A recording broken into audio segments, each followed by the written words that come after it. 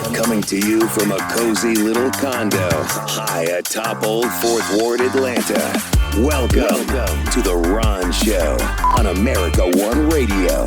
Here's your host, Ron Roberts. And a happy Monday to you. It is debate week here in Atlanta. We have the current president of the United States who will be in town, along with the former president of the United States who will be in town. And we all know one motorcade in Atlanta creates havoc on the downtown connector from the airport. Two coming in at, I'm sure, well, yes, it'll have to be totally separate times. We'll just make for a Thursday that you might want to go ahead and ask off for if you don't already have off for. I was just checking, as a matter of fact, I play in a softball league that plays Thursday nights at Piedmont Park, and we're still scheduled to play Thursday night at Piedmont Park. And I did something in my shoulder last Thursday anyway, so I think for two reasons I'm going to be hunkering down at the house. We'll get to talking about the debate here in just a little bit. In fact, there's a great op-ed in today's AJC from the podcast host of They Stand Corrected, Josh Leves. We're going to go through that here in just a few minutes. I do want to remind you, later in the show, we're going to have Georgia Windlass Executive Director, frequent pundit on Fox 5 TV's The Georgia Gang, Melita Easters, will join us to talk about the anniversary of the Dobbs decision. It's been 2 years. We had a momentous ruling from the Supreme Court yesterday, as a matter of fact. So we'll go over that as well with regards to the legality of mifepristone. First things first, though, let's get to talking about the debate coming up Thursday night. The necessity of it. Is there really a necessity for it? Josh Leves is the newsletter writer and podcast host of They Stand Corrected. He wrote a fantastic op-ed that really puts more of the onus on television, journalism, the American media in general, to be arbiters of truth. And let's be honest, as Americans, we like watching debates more for the zingers and the one-liners than we do learning things that we may not have known before or having facts put before us in an academic setting. I mean, that would bore us. We wouldn't watch that. CNN, MSNBC, none of the networks would want to air something that boring, that tedious, that informative, and lacking in entertainment. And that's why, well, that's not solely why we are where we are, but that is in large part why we are where we are, where politics has become an us versus them college football tailgate shout fest, essentially, from one side of the parking lot to the other, us wearing blue, them wearing red, and our team being better than their team. Don't get me wrong. You and I, we know the reasons why our team is better than their team when it comes to ideology and our platform. But in a large segment of this country, it has literally devolved into shouting matches, something that we just tune in to watch, these debates I'm talking about, or in the case of the MAGA movement, showing up to a rally, if they stay for the whole thing, and then listening to zingers, barbs, and one-liners until they get bored with it and then tuning out. As Fox News did, by the way, over the weekend with another Trump rally. They left in the middle of it. He was saying something, Trump was saying something about washing machines for dishes and water. We apparently don't want water for washing machines for dishes, or as you and I call them, dishwashers. Nonetheless, let's get to the op-ed that was in today's AJC, because I think Josh Leves makes some fantastic points. Again, he is the host of the podcast and newsletter They Stand Corrected, and as we head into debate week here in Atlanta, not only can we grouse about the traffic problems we're going to be dealing with, and while sitting in traffic, maybe we'll all be muttering under our breath after we've shared this op-ed, thinking, this doesn't advance our country. This isn't even good for the republic. This is terrible. Josh Leves writes, I should say Josh Leves. Am I saying it right? Josh Leves, L-E-V-S. For people like me who care about truth in politics, I join you there, Josh. Presidential debates, like the one scheduled to take place here in Atlanta Thursday, are frustrating, depressing spectacles. The rules and structures of these events make it impossible to ensure that the American people get the facts. Over the years, some moderators have made scattershot efforts to fact-check one or two claims in real time during the debates, but those efforts make little to no difference amid a potential onslaught of lies and misleading claims.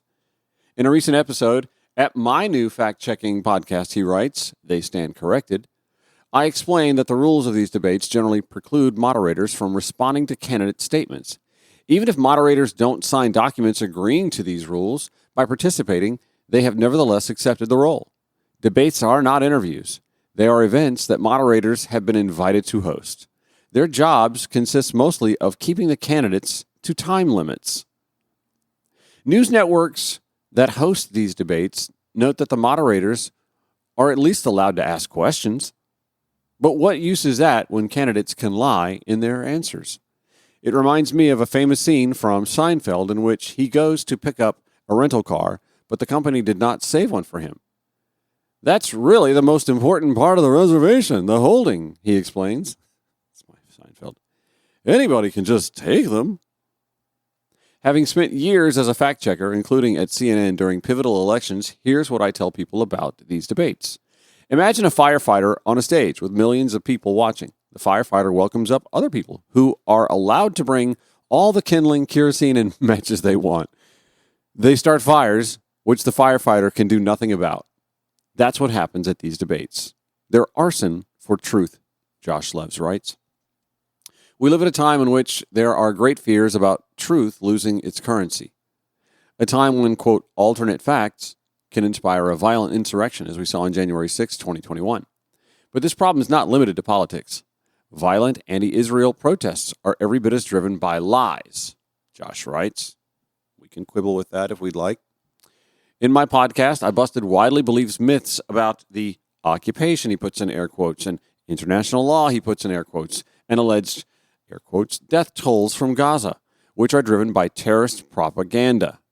Many, air quote, mainstream media fuel lies about the Middle East, just as many right-wing media have fueled lies about the 2020 election. And by the way, if you're totally soured on this entire op-ed because of that rhetoric, that line going into the Israel-Gaza thing, no, I totally get you, and I'd love to rebut that. In fact, Josh, at the same time, do you not also concede that there's propaganda from Israel? No, none at all. No propaganda whatsoever. I mean, they've kind of been caught distorting facts as well. Whatever. See, I don't want to get off the path here because his op-ed is mostly about the debates and the uselessness of them in their current form. So let's get back to that. It's just disappointing that he took that pivot. The public needs media that are fiercely committed to truth. Yes, Josh, they do, even in Tel Aviv. That's why news networks should announce that they will no longer host these debates. They can submit questions for non-journalist moderators to ask, and they should absolutely cover and fact-check the debate afterward. But hosting gives these events a false sheen of journalistic legitimacy. Sadly, that won't happen. Networks have become part of the problem, giving live platforms to people who spew falsehoods. And sadly, networks see these debates as badges of honor, showing their staff members as being at the top of their game, even though they're not allowed to achieve the actual goal of journalism, ensuring truth. So at the very least, moderators should use their question time to provide facts that some voters don't know. For example, in asking Trump about election lies, hosts should point out that members of former President Donald Trump's own legal team and GOP officials told him that claims of election fraud had no merit. There are probably people watching who have only consumed partisan media and don't know that Trump's own team members have refuted those claims. And in asking President Joe Biden questions about U.S. support for Israel, gosh, Josh, we're going here again. For example, journalists should point out that alleged death tolls at Gaza come from the terrorist group Hamas, which recently dramatically dropped the numbers of women and children allegedly killed, and that even those figures pale in comparison to civilians killed in previous wars, including in the U.S.-led war on terrorism and recently in Ethiopia and Syria. Personally, I recommend that people who care about truth skip the debates and instead consume fact-check work in the following days. Enough with the spectacles. It's time to demand that these news networks stand for truth, Josh Leves writes. By denying the networks our live viewership, we can send that message. And yes, as Wikipedia is quick to point out, Josh Leves was raised in a conservative Jewish family in New York. Anyway, let's deviate away from the Israel-Gaza talk and stick to the debate stuff, because while I'm, like many of you, I'm like, oh, that seemed a bit one-sided when he went there. Absolutely. But let's stick to the debate conversation, because I think that's important to focus on as we head into debate week here with what will be, obviously, the spectacle we'll all be talking about Friday morning around the water cooler, those of us who still show up to work in person. As I was reading his op-ed, I had this brainstorm. I thought to myself, what if, like we do, say, a sporting event, and that's really what these have become. They've become sporting events, right? Because we're all on our social media. Well, not all of us. Some of us, I am, absolutely, on social media during debates, tapping away facts and rebuttals in real time, like we do when we're watching a sporting event. We all get on our social media during a key game, and we're grousing or hailing or talking about a play or a call made by a referee or a coaching decision. That's exactly what we do during debates, too, those of us who are into it. And a lot of fact checkers are busy like mad on social media rebutting these. But maybe like a sporting event, we have intermissions where, if not the moderators, at least some pundits come in, like the halftime reports during a sporting event, and just clean house on the lies and distortions that were spewed out by candidates at these debates. And here's the thing. If conservatives are hearing me and going, oh, I don't like that, why? If liberals, it doesn't matter. If you're hearing me say that and you're like, I don't like it, why? It doesn't matter. I'm not talking about one side or the other or anywhere in between. I'm talking about just cleaning up lies and distortions, period, end of story. And even if you decide, well, what if this is on Fox News and it's a right-wing driven, then fine. Then Fox News has somebody to answer to as well. They have to answer to the folks that watch them like hawks. The Media Matters for America, for example. We've had several of their employees and editors and writers on the show, and they are quick to point out when Fox News frequently deviates from the facts. And if they can't do it and be held accountable for it, then maybe presidential campaigns should just avoid Fox News or NBC or MSN, whoever it is that can't do the halftime shows or the intermissions with some proper perspective and just sticking to the facts. Just stick to the fact. God forbid we just stick to the facts as journalists, right? If they can't do it, then the candidates don't have to go on those networks. And if that's the case, then maybe we're getting right to where Josh Levs is leading us to begin with. No debates at all. Because honestly, if we can't come away with a better frame of mind, with a clarity of what is real versus what is spin, then why are we doing these at all? How does this advance our republic? It doesn't. That's the thing, and that's what we'll be grousing about in traffic on Thursday, too. By the way, this doesn't advance the republic. It's just nonsense. It's just a public spectacle, just entertainment, just even any good for the country. Yes, absolutely the point I'm trying to make. And Josh Levs, despite his side swipes into Israel-Gaza from his pro-Israel point of view, the point he's trying to make as well. Okay, Melita Easters joins us from the Georgia win list. When we return, we'll talk about the anniversary of the Dobbs decision and the big news last week out of the Supreme Court regarding the legality of mifepristone. When the Ron Show returns here on the America One Radio app, AmericaOneRadio.com, on demand at ProgressiveVoices.com, or wherever you podcast. So, for those who don't know, today is the second anniversary of the Dobbs decision that eliminated Roe v. Wade from our political lexicon. And it sent pro-choice advocates and women in general just scrambling to know what was legal, what wasn't legal, and of course, states that were standing by ready to limit women's reproductive choices were already implementing laws that they had either waiting to put on the books or to put on the books or were on the books. And here to discuss the ramifications of that two-year decision, plus the news last week out of the Supreme Court with regards to the legality of mifepristone, is Melita Easters, Executive Director of the Georgia Win List. The Georgia Win List is an organization here in Georgia that backs women candidates who are pro-choice. And Melita, thank you for joining us. I appreciate that this morning. Thank you. It's always a pleasure to join you. So on the 2-year anniversary, kind of give us an idea, if you can, from an overhead view, where we are with regards to reproductive choice in the United States. Well, obviously, with the overturn of Roe v. Wade, the Supreme Court of the United States abandoned 50 years of precedent for reproductive freedom. And of course, President Trump is taking full credit for the overturn of Roe based on the 3 justices he appointed to the same court. 14 states now have total abortion bans, and Georgia is among the 5 states with bans at 6 or 12 weeks. 1 in 3 women nationwide live in a state without abortion access because of these aggressive bans.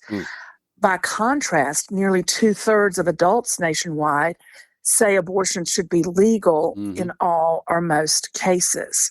In these states with abortion bans, doctors face jail time or loss of their medical licenses for performing what is, for many women, say in the midst of a miscarriage, a necessary medical procedure. Abortion care is an important part of reproductive health care for many women. 1 in 4 women will have a miscarriage at some point in their lives, and some women suffer from multiple miscarriages. So to tell doctors what they can and can't do in these medical situations is a place where most women and 2/3 of adults say legislative bodies shouldn't be meddling. And these aren't slippery slope analogies. We've seen this actually occur in reality in states like Texas. Well, and what people don't fully understand is, yes, we have a few cases which make the press. That's because the families involved, and it is a family decision, Yes. make the decision to go public. But statistically speaking, based on how many women have miscarriages, as a matter of course, and the populations of states, it's happening in a lot of places. We just don't hear about it through headlines and tearful videos broadcast for the media.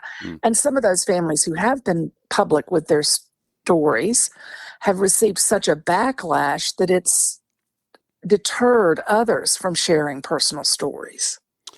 We do hear a lot about folks who go public about just about anything in our public discourse now, receiving death threats. We saw and heard plenty from the Nathan Wade and Fonnie Willis camp about death threats.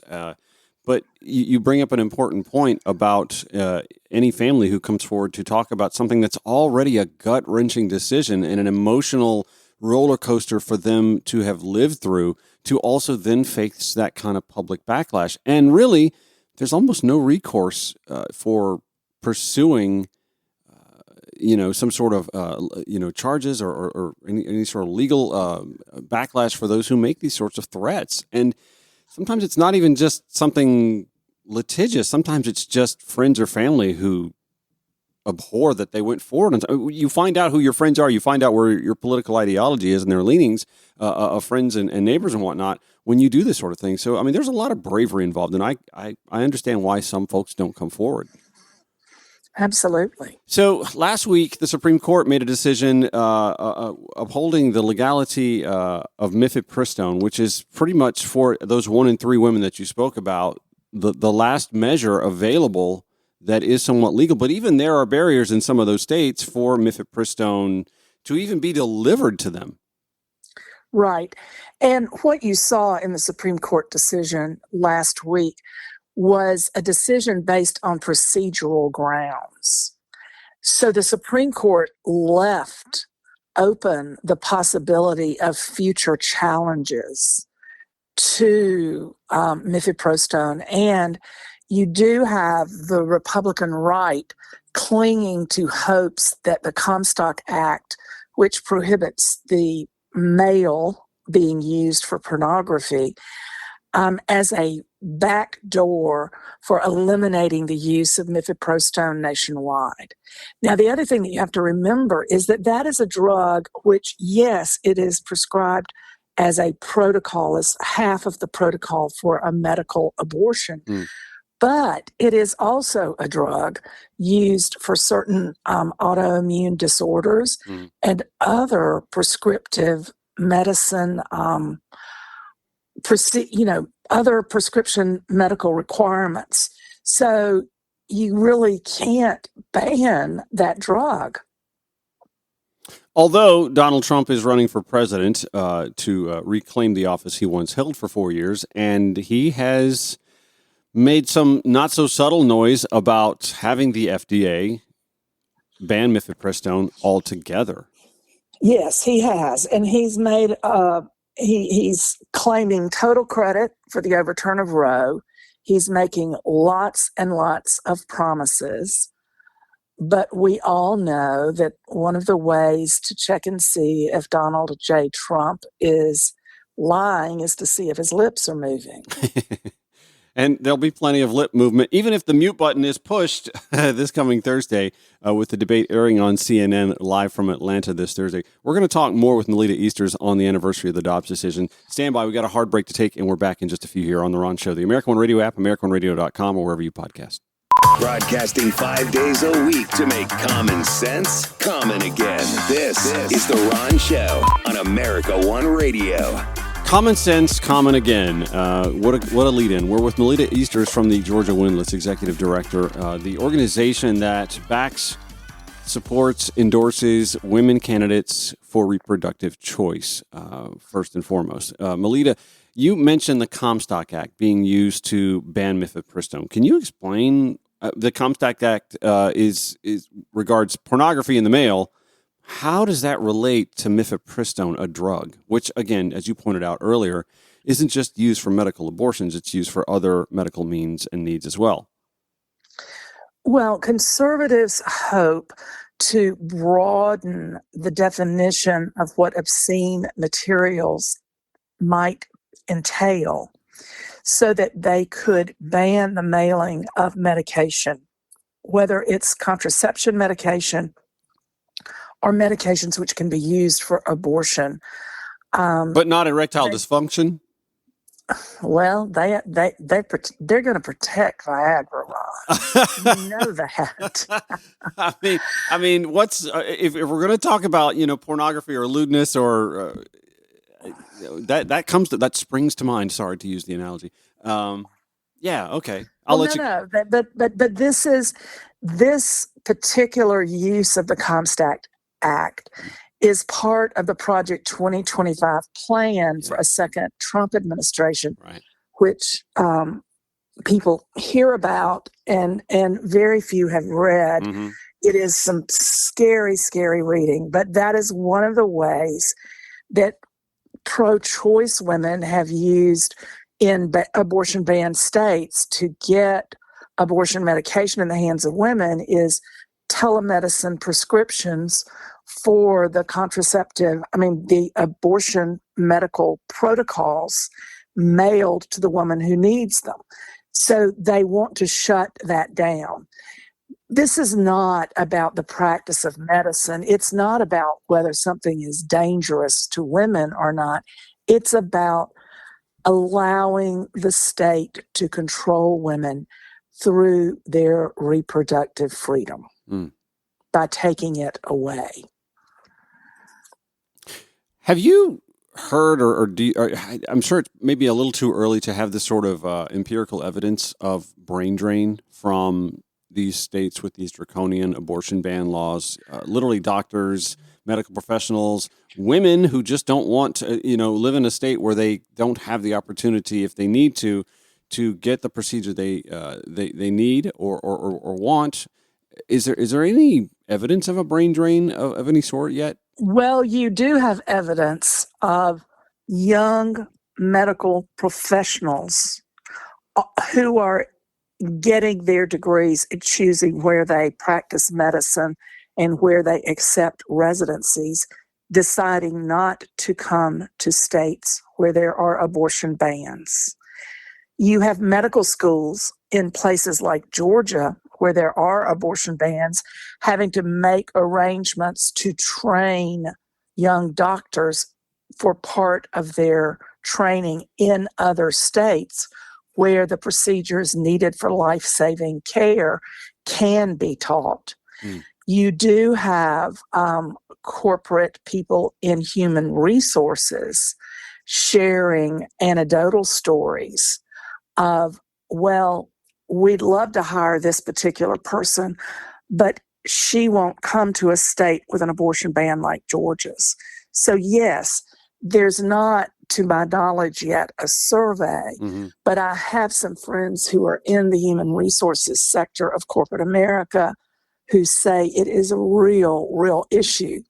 It will also, if this ban continues in Georgia, begin to impact creative industries like the film industry, which is a big part of Georgia's economy now. Mm-hmm. So yes, the repercussions, I think a lot of people have just kind of inhaled deeply and they're holding their breath to see what happens in the month I'm calling Rovember. Mm.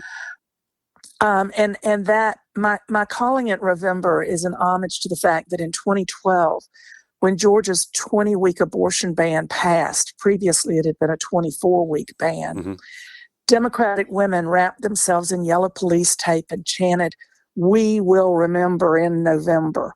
So we're calling it Rovember, and that's because we have a record-setting number of new face women candidates on the ballot for the general election who hope to unseat Republicans.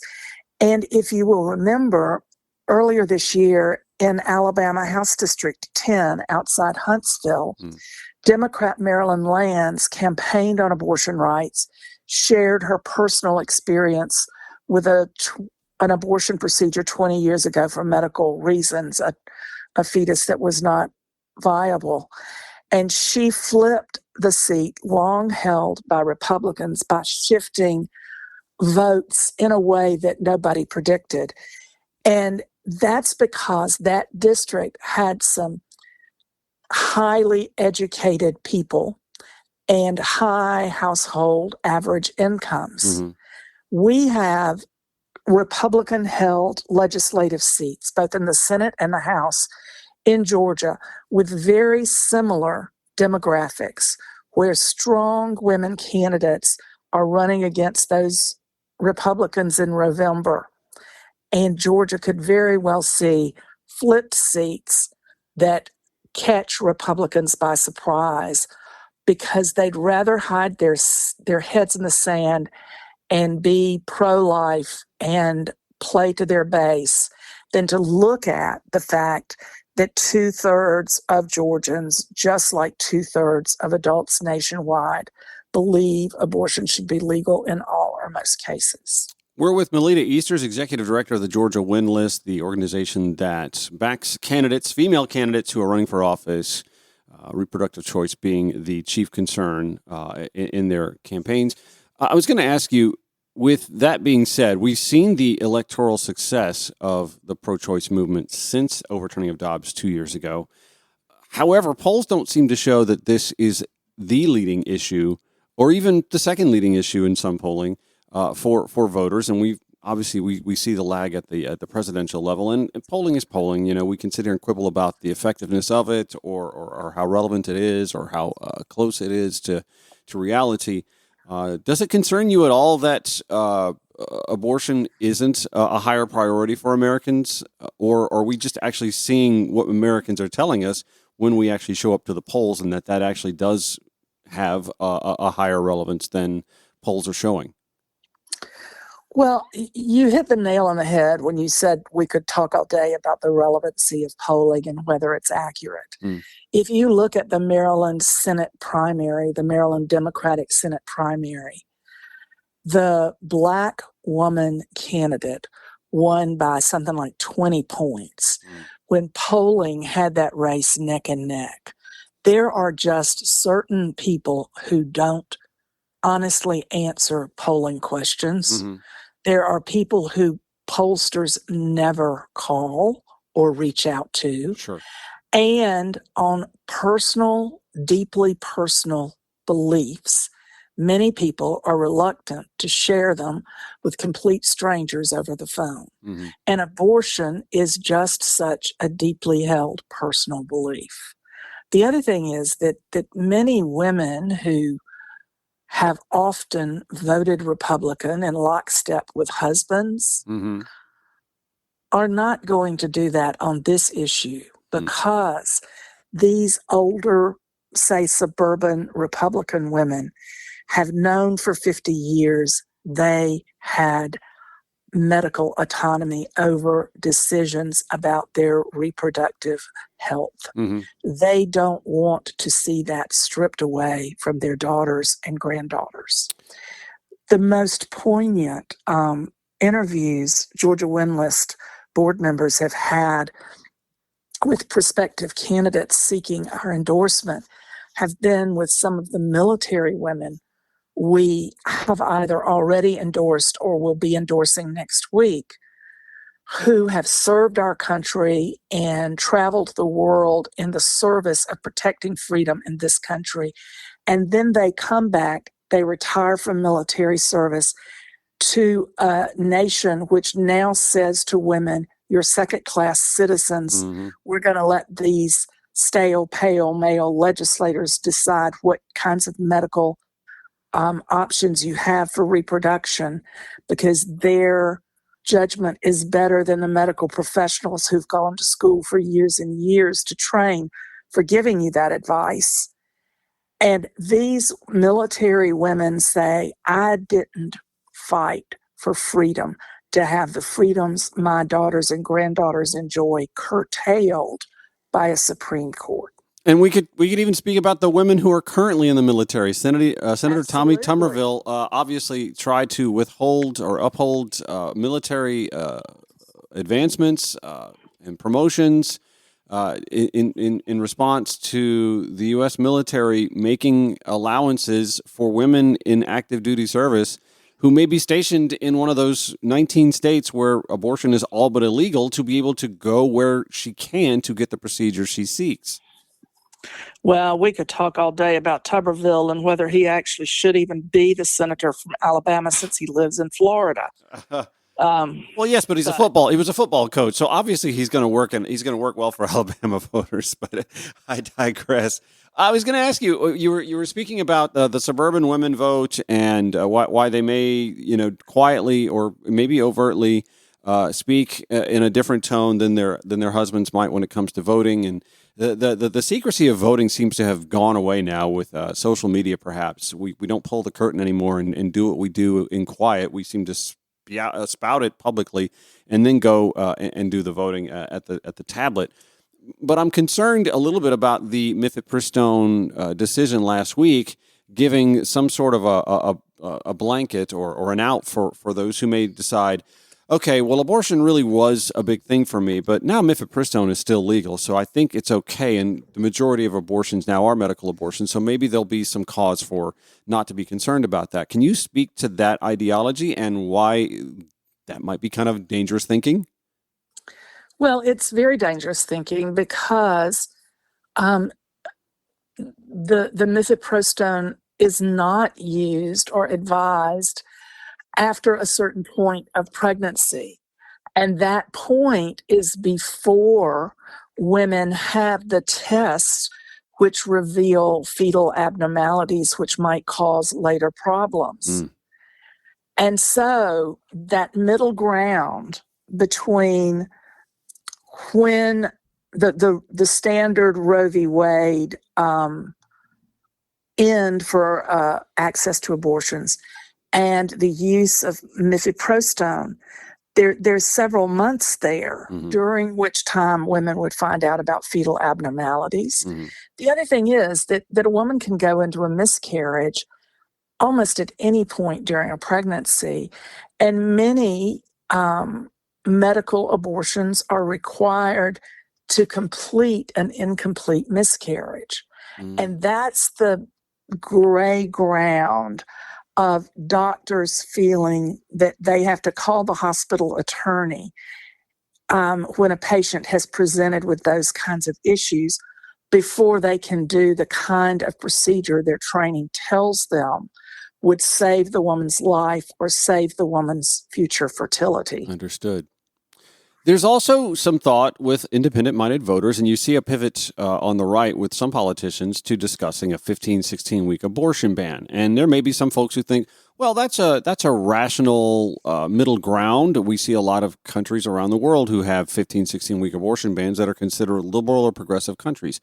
Can you explain why that is also a non-starter for pro-choice women or pro-choice candidates or pro-choice people, period? Again, it has to do with the fetal abnormalities, Mm-hmm. and it has to do with doctors being able to practice responsible reproductive health care that is of benefit to their patients and the symptoms presented to them at the time that patient needs care. Mm. And when you have bans, but you have bans that are based on poorly written language about what constitutes the life of the mother or what constitutes medically necessary, then you are still going to have problems. Yeah. And to use the currently enforced ban in Georgia, it was passed in 2019 at a time when Roe v. Wade had not yet been overturned. Because Roe v. Wade was still the law of the land, that ban did not go into effect because it was being challenged in federal court. Correct. The legislators who were passing that ban, the Republicans, when Democrats and healthcare professionals begged and pleaded with them to better define some of the terms in this poorly written Georgia law, they just did the wink, wink. Oh, well, we know it's illegal. It'll never go into effect. You don't have a thing to worry about. Right.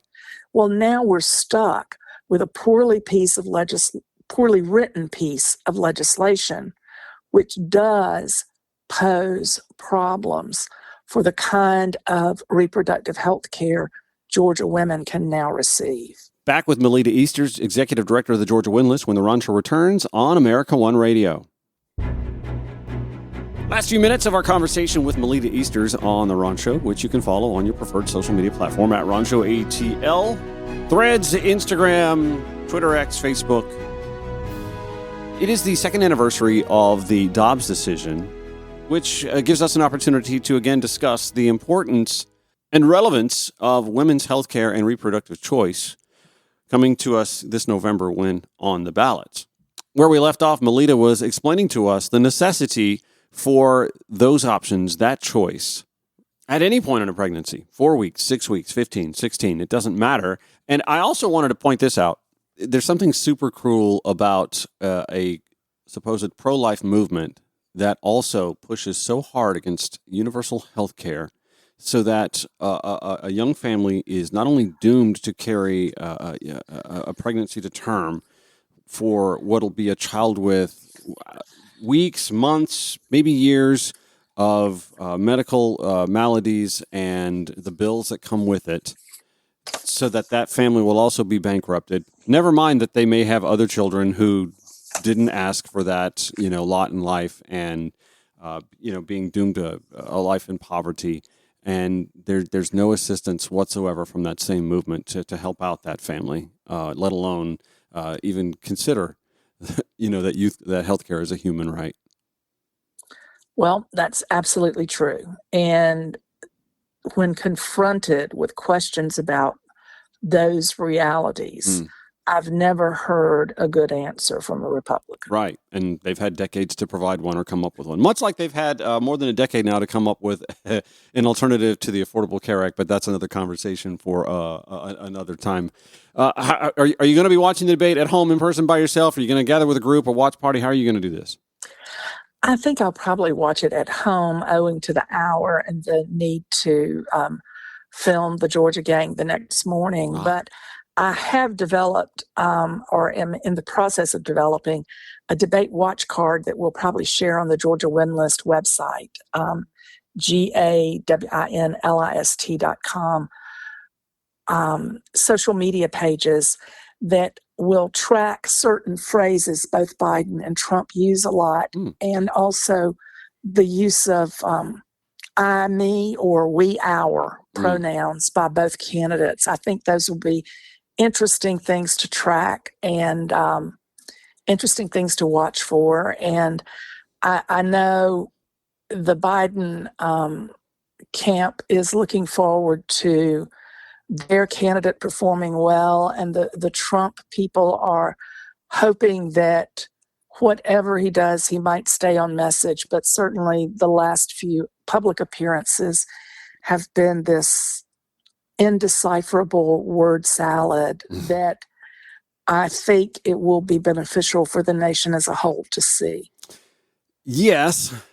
Although, again, we were reading an op-ed earlier on the show from Josh Levs that was in the AJC today that speaks to debates becoming really nothing more than just popcorn watching television fodder and not exactly good for advancing our republic or giving Americans the facts that they need to make a proper decision at the ballot box in November. So there's that. Post-primary, how are the Georgia win list slate of endorsed candidates looking? Really good. We had 2 women win runoff races. We had a number of our long-serving incumbents who protected their seats in the primary, and we will have a record-setting number of candidates in contested races on the November ballot. Some of them are quite impressive. We look forward to rolling those out over the summer months, those endorsements and the profiles of the candidates as we spotlight them on various forms of social media. It's going to be a very interesting run-up to November, and it'll be interesting to see how the face of power in Georgia shifts after November. And they keep those endorsed candidates on the Georgia Win List website, by the way. You can go to gawinlist.com to see the slate of 2024 endorsed candidates. Melita Easters, the Georgia Win List Executive Director, thank you so much for joining me today on the anniversary of the Dobbs decision. Thanks for joining the Ron Show today. Thank you so much. You have a great week. I have just enough time, by the way, to share this clip from Dr. Ronnie Jackson, who is now in the House of Representatives from Texas. He was Donald Trump's personal physician, and he was on Fox News over the weekend discussing why Joe Biden's at Camp David. Apparently, it's to pump him full of pills to keep him alert. But listen to how informative Dr. Ronnie Jackson is on pumping a presidential candidate with pills to keep them alert. I feel like this is probably what's going on over this week at Camp David. He's going to be at Camp David for a full week before the debate. Part of that is probably experimenting with, just getting the doses just right because, they have to treat his cognition. They have to give him something to help him think straighter. They have to give him something to wake him up, for his alertness. And then, he's been agitated. We see that all the time, and that's a common symptom or sign of this cognitive disorder that he seems to be suffering from. And so they're probably going to give him something to take the edge off that as well. They didn't get it right just last time at the State of the Union. He came out, he was obviously much more alert, but he was a yelling, angry old man, and he still didn't make a lot of sense. So I think they've got an uphill battle here, but I think that they're going to have to do something to try to wake him up and make him perform a little better during the debate. And then he went on about the kind of drugs that are out there for this sort of thing, as if he knows what he's talking about. Those drugs are out there. They treat the cognition part of it. They try to, make it where he can think straighter and he's not lost and confused as much. And then there's drugs that actually just increase alertness, like Adderall and other types of amphetamine-type drugs, maybe Provigil, things like that. And then there's a host of drugs that try to take the agitated edge off of most of these cognitive disorders. So I feel like they're probably giving him a little bit of all of this. They just have to get it just right. They all have different times of onset. They have different duration. They interact with each other. So it's a challenge, but I think they have no choice with what they're working with. Now, Maria Bartiromo did not ask Dr. Ronnie Jackson, did you ever prescribe President Trump any of those drugs while in the White House? Of course she didn't. Never mind the irresponsibility of a doctor going on cable television to make assumptions like that. Anyway, I want to thank Melita Easters for joining us from the Georgia Win List today for the show. Later, we have this week presidential candidate Chase Oliver, Libertarian presidential candidate. He'll be on the show Wednesday, and new DeKalb CEO-elect Lorraine Cochran-Johnson joins us on Thursday. Show notes from today at ronshowatl.com. We replay 5 to 6 p.m., and you can hear it all day on demand at progressivevoices.com and then via podcast. Back tomorrow. Have a great day, y'all.